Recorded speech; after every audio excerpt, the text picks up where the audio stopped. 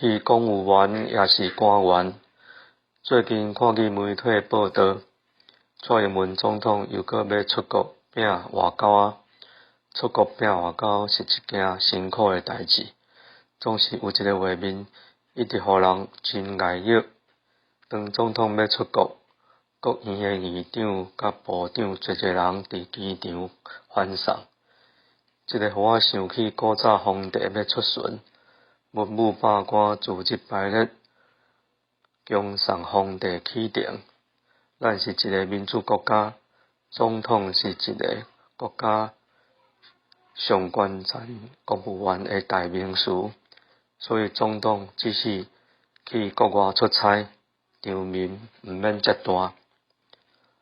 个人要表达的是，遮会进入国家体制服务的人，爱有服务国民的心，面对群众服务的叫做基层的公务员。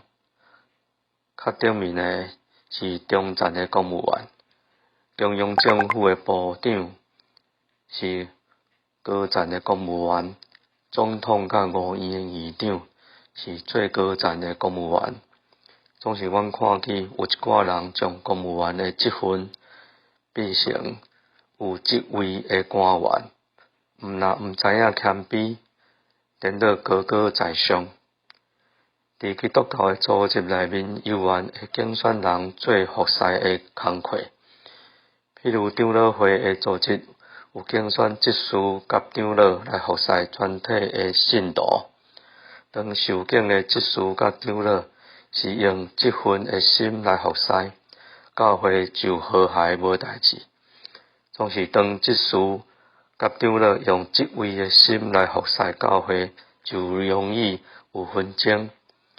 伫国家嘛是安尼，当公务员正做官员，就无有一粒谦卑的心，更加无可能看见人民的需要甲痛苦。